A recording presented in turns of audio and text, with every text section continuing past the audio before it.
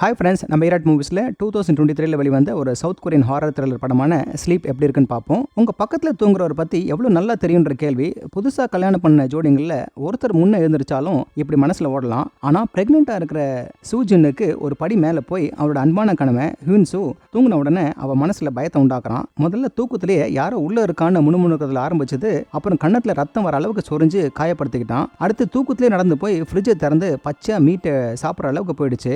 இதுக்கு நடுவில் அவ குழந்தை டெலிவரி பண்ண அவளுக்கு இன்னும் தூக்கம் இல்லாம ரொம்ப அஜிடேட் ஆகி பிறந்த குழந்தைக்கு இவனால் ஆபத்து வந்துருமோன்னு பயப்பட ஆரம்பிச்சிட்டா.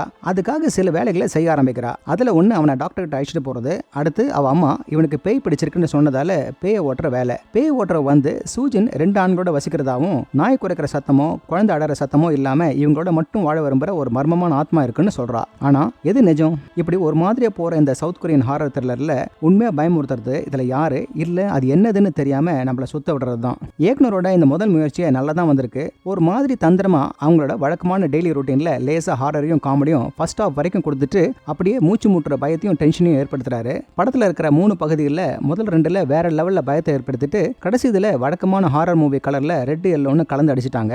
ஆனா இப்படி இருந்தும் ட்ரில் மிஷனையும் பொமரேனியன் நாய்க்குட்டியும் சஸ்பென்ஸ் கூட்டுறதுக்கு யூஸ் பண்ணிட்டாங்க. இது நிச்சயமா ஆடியன்ஸை சிந்திக்க வைக்கிற படம். பார்த்து முடிகிற வரைக்கும் அவ்வளவா சந்தேகம் வராது. ஆனா அதுக்கப்புறம் சில விஷயங்களை சரியா இருக்கான்னு நம்ம திரும்பவும் பார்க்க தோணும். ஆரம்பத்துல மெதுவா பயத்துல ஆரம்பிச்சு என்னப்பா அதிர்ச்சியா இருக்கேன் அளவுக்கு போகும். ஆனா படத்தோட முடிவுல நம்ம கொஞ்சம் குழப்பமாவும் சில சமயம் ரொம்ப வெறுமையாவும் உணர்வோம். இயக்குனர் இந்த கப்பல்ஸ் இருக்க சின்ன இடத்தையே ரொம்ப பிரில்லியண்டா யூஸ் பண்ணிருக்காரு. ஆனா ஒரு டாக்டர் வீடு, ஒரு ஹாஸ்பிட்டல்னு ஒரு வித்தியாசமான இடமாற்றத்தை தவிர பெரும்பாலான ஷூட்டிங்கை அந்த வீட்டுக்குள்ளே முடிச்சிட்டாங்க. லைட்டிங்கும் மெதுவா ஊர்ந்து போற கேமரா ஒர்க்கும் உண்மையான ஆபத்தையும் பயத்தையும் ஏற்படுத்துறது இந்த 2 பேரும் தானான்னு தோணலாம். கடைசியில இந்த 2 பேர் கண்டுக்கும் தெரியாத எதிரியோட அடையாளத்தை பற்றி ஒரு சாமர்த்தியமான ரிவியலும் பேய் ஓட்டுற வாசங்க இருக்கிற துண்டு பேப்பருங்களால முழுசா மாறி இருக்கிற வீட்டுல ஒரு சரியான அமானுஷ்ய மோதலுக்கு ரெடியா இருந்தாலும் அந்த டிராமா போதல. சரி, இயக்குனர் கிளைமேக்ஸ் தருணங்கள்ல நமக்கு ஏற்படுற பதற்றத்தை சரியா ஹேண்டில் பண்ணலனாலும் இது ஒரு குறும்புத்தனமான ஜானர் எக்ஸசைஸ்.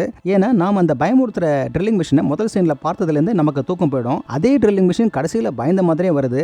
ஹாரர் த்ரில்லர்ல பல வகையில இது ஒரு வகை வித்தியாசமான ஹாரர் தான், பாருங்களேன். ஓகே ஃப்ரெண்ட்ஸ், இதே போல இன்னொரு சுவாரஸ்யமான பட விமர்சனத்தோட சந்திக்கிறேன். இந்த விமர்சனம் உங்களுக்கு பிடிச்சிருந்துச்சுன்னா உடனடியாக லைக் பண்ணுங்க, ஷேர் பண்ணுங்க. நன்றி.